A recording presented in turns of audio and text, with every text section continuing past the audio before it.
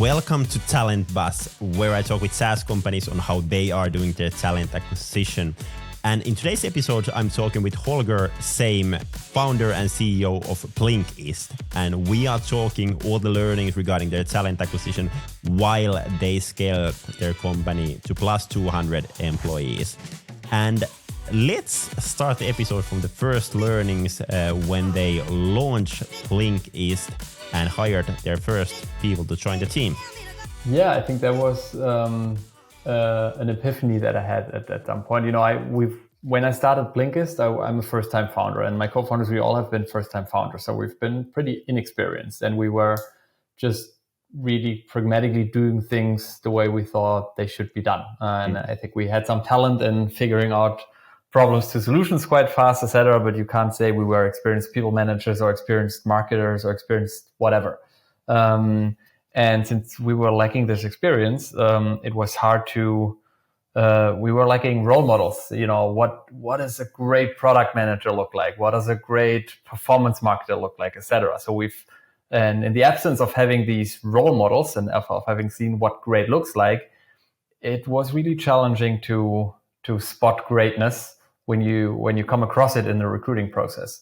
And I learned that a lot of times the quality of the actual hire we made depended on the average quality we had in the recruiting pipeline. So, for example, if we just had a lot of average, good but not great candidates, then the candidate is maybe slightly better than good seemed great because we thought, look, she's better than everyone we've talked to.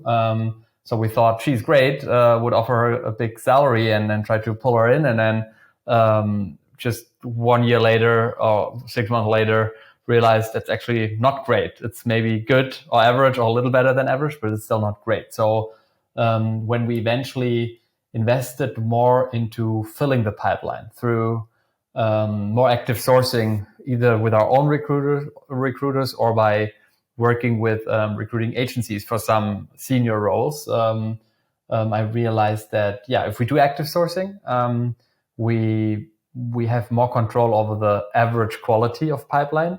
And if the average quality of pipeline is higher, then the ultimate candidate we ended up hiring was better and greater because it's always the way.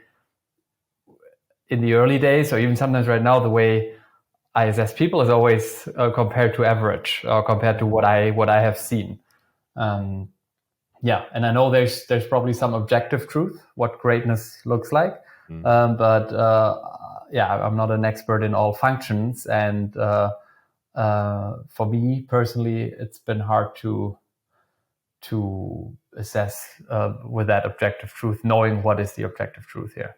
Yeah. Does that make sense? It makes. And I think kind of comparing people, I think that's a quite difficult topic in a way, because like if you think about recruitment, I think there are multiple ways how you can compare people when you are a founder.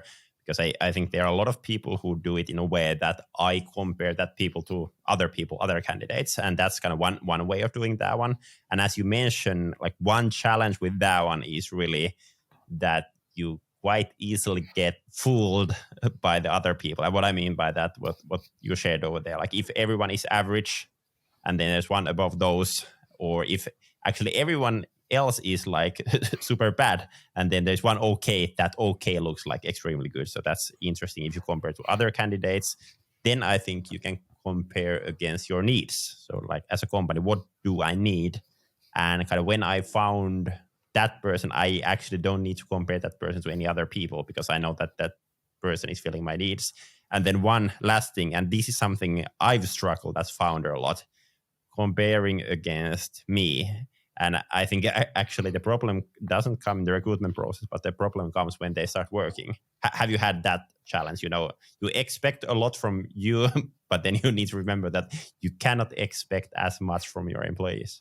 Yeah, absolutely. And before I answer to that, also when you said comparing to your needs, you know, instead of comparing to other candidates, I think that also requires you to be very to be very aware of your needs. And sometimes I found, especially in the early days, I wasn't aware of my needs, or sometimes the needs got refined throughout the process by talking to candidates. So when I hire, let's assume I hire a new product lead.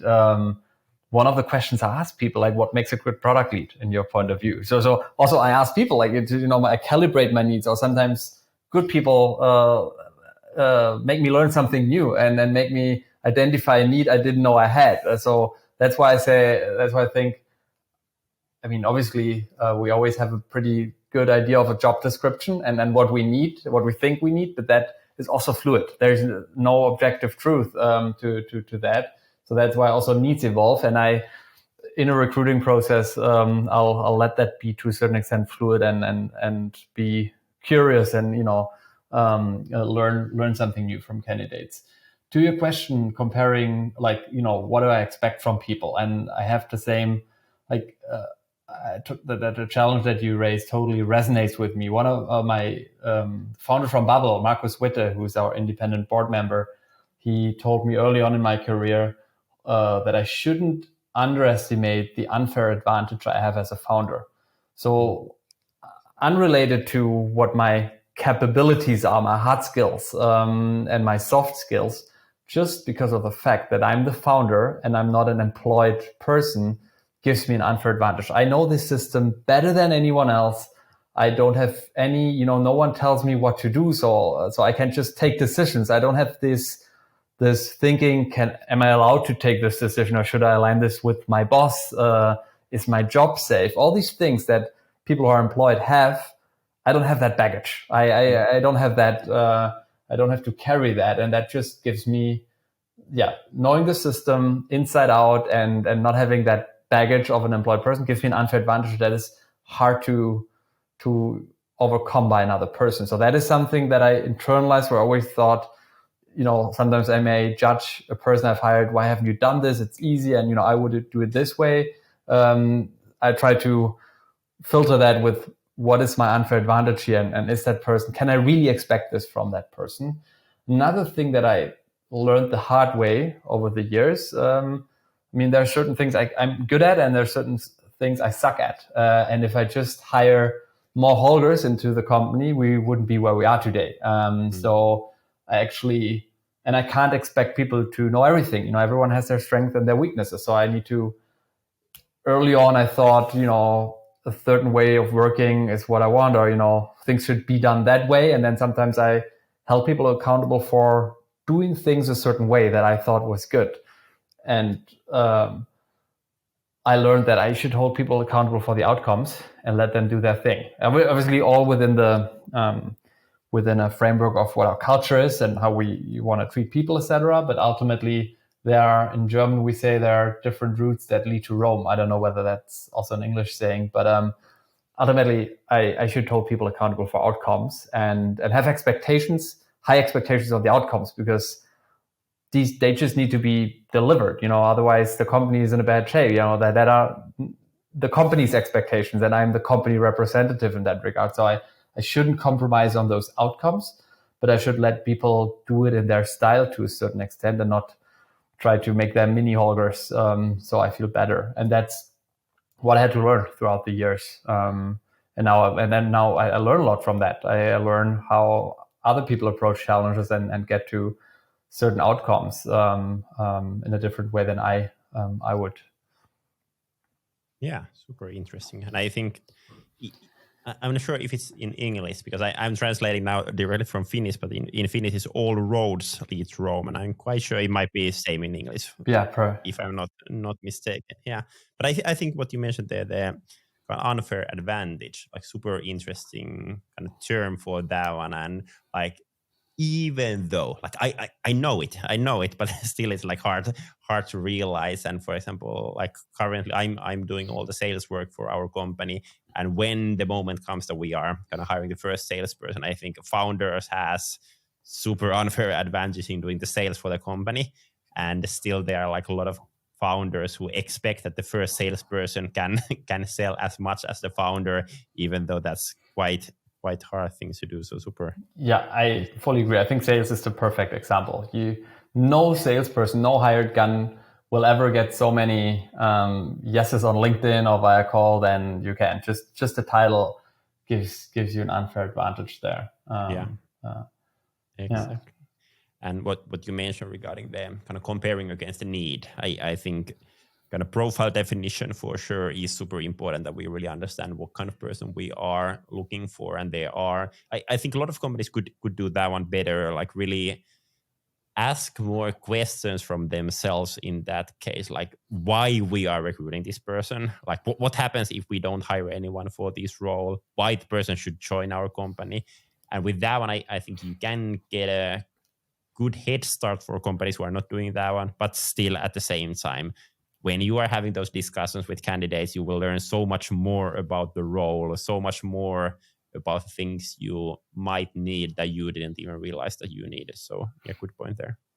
Yeah. But then kind of you mentioned culture over there. And one of your learnings you shared with me earlier was that your first employees defined the culture you are building. And you also shared that there was some challenge with that one, that you need to kind of reset or evolve the culture later on. So can you share a bit more on that? Yeah, of course. So when we started, we didn't think about culture. We thought about, okay, here's our idea. We want to launch this product, and then we want to find ways to market it. And in order to do so, we need certain people to help us get there. So that was all our thinking. So we're really business focused on getting the job done. And we were four co-founders, and we did not sit together and talk about how do we want to get there? What are our ways of working? What are values that we care about and that we want to instill early on, and that we want to also use as a filter when hiring people? We didn't do that. So we didn't have values in the first 1.5 or 2 years, and because it felt like we don't need values, we need to launch a product and we need to market it. And I think in hindsight, that was a mistake. Certainly we should have not engaged in multi-week workshops to ask the universe what our values are, but focused spending half a day or 1 day to really think about some simple things that we value and negotiate, and also say also identify where we have different opinions, to be clear about that, and then align on something, and then disagree and commit if there is disagreement.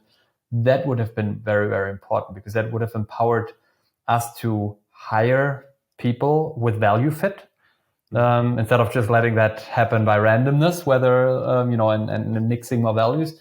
And it would have enabled us founders to role model those values, and then hold us ourselves accountable for those values, and hold people accountable for those values.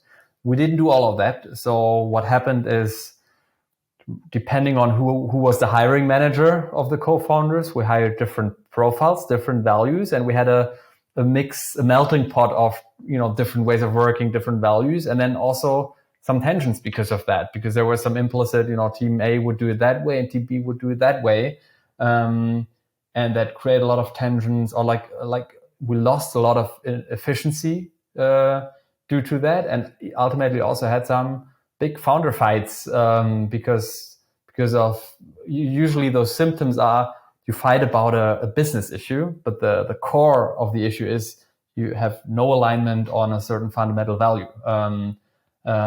That's something that I learned eventually 2 years in. One of an experienced entrepreneur who I met with every now and then to seek advice, he told me, because I told him, look, I have certain issues. We're fighting about a lot of things. And he usually said, yeah, you're fighting about business things, but the problem is actually much deeper, on a more value level.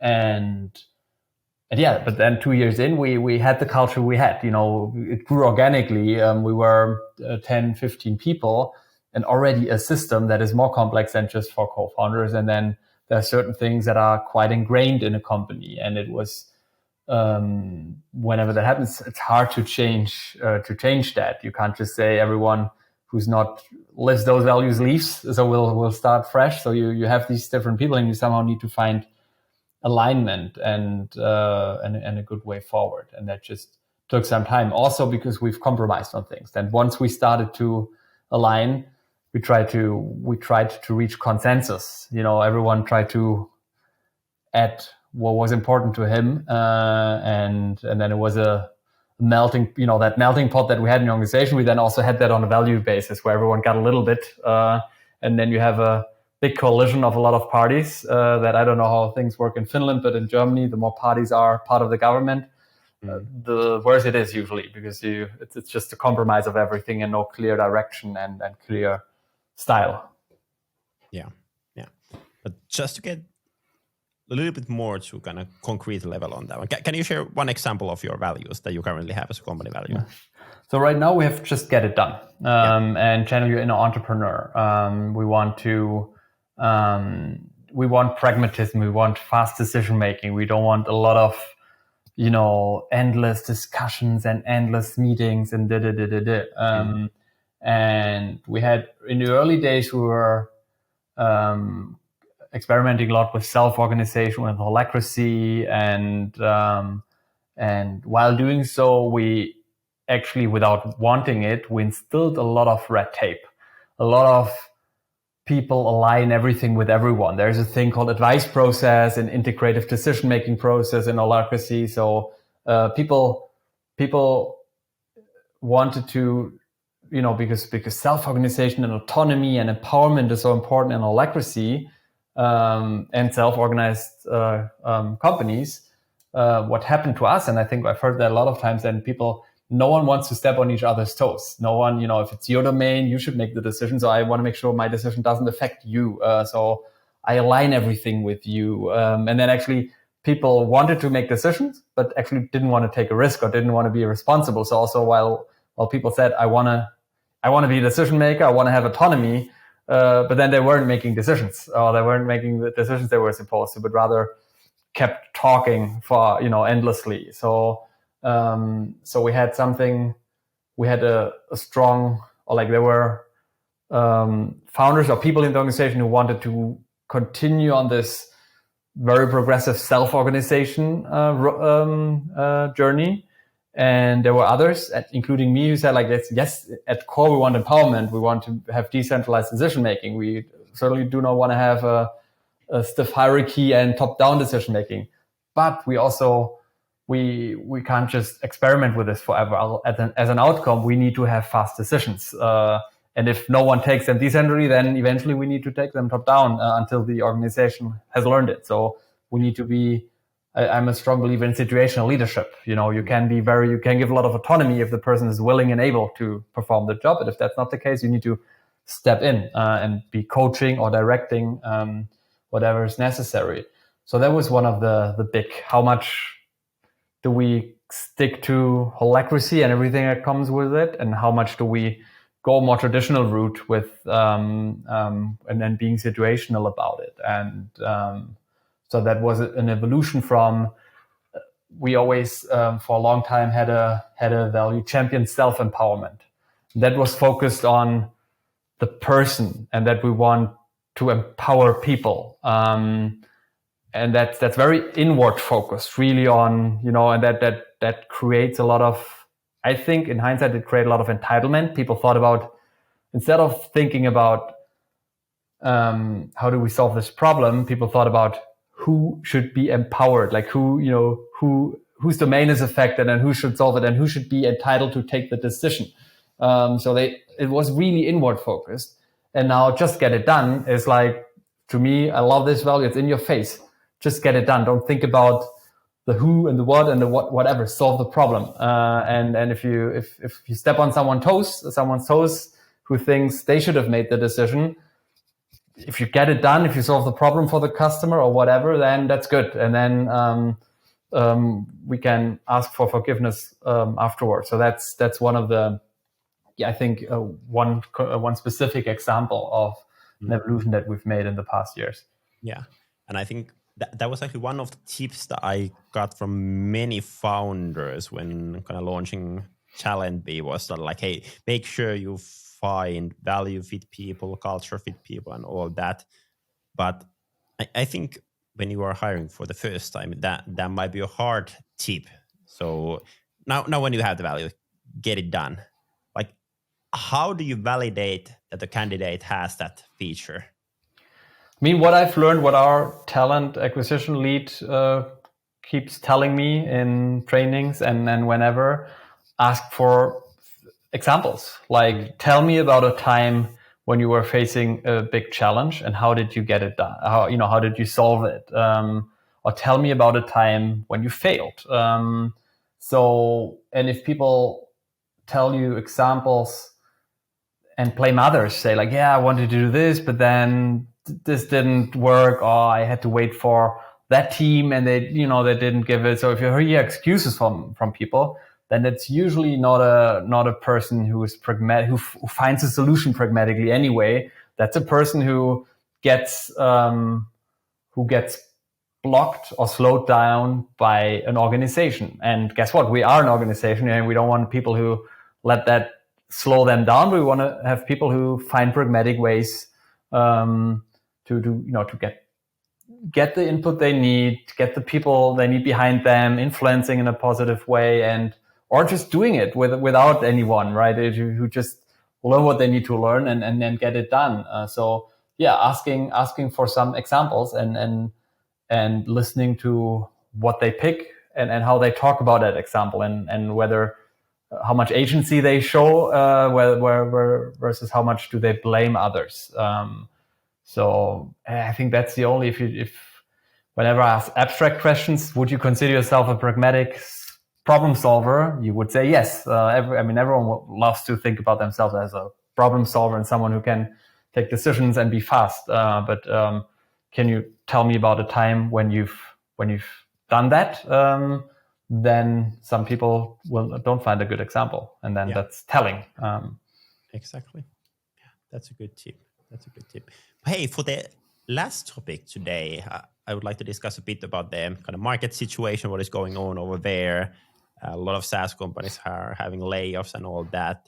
You have raised capital in the past, A, B, and C rounds in 2016, 2017, 2018. And kind of according to your career page, you are still hiring. So kind of what is the effect of market situation in your hiring and kind of talent acquisition all in all? I mean, what happened to a lot of SaaS company last year or early this year, I think happened to us during COVID already. So we've been rather negatively affected by COVID. We grew slower. So we had our moment. We never had to do a big layoff. But when COVID hit, we said, let's take it a little easier. Let's start managing for profitability instead of just chasing high growth at all costs. And we started to become more cautious with hiring. We started to think more about do we have the right org design? Do we need to restructure to make things leaner? And then in the past 2.5 years, surgically made changes here and there, changed an org structure to be more effective, or decided when people left, we wouldn't rehire because we could then take that as an opportunity to become leaner here and there. Sometimes also we had moments where we, had to go separate ways and let a handful of people go in a team when we had a team restructure. So we had that here and there in smaller chunks, but never Blinkist lays off 10 or 20% of people moment. So I think, and we also had that last year still, where we were going more function by function instead of having this all-encompassing thing. So over the last 2.5 years, we became leaner.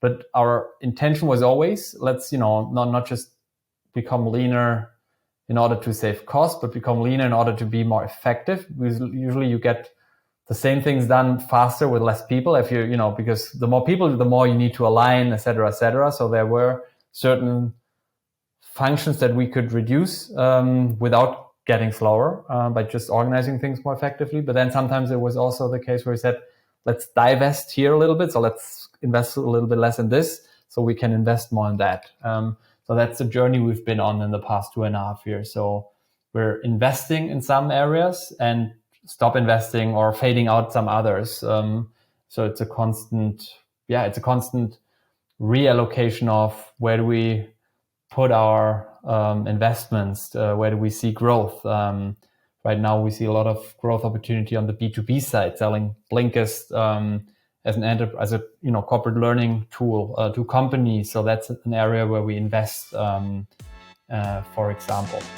And that's a wrap for today's episode. Thank you so much for listening. Hopefully, you got a lot of good ideas about SaaS talent acquisition. If you enjoyed the episode, feel free to share it on your social so others can hear it too. And if you have a topic in mind that you would like me to cover in this podcast, share it with me as well. I'm Samuli, CEO and co-founder in TalentBee, where we help fast-growing SaaS companies in their talent acquisition. Make sure to follow us, make sure to follow this podcast, and have an awesome week. Bye-bye.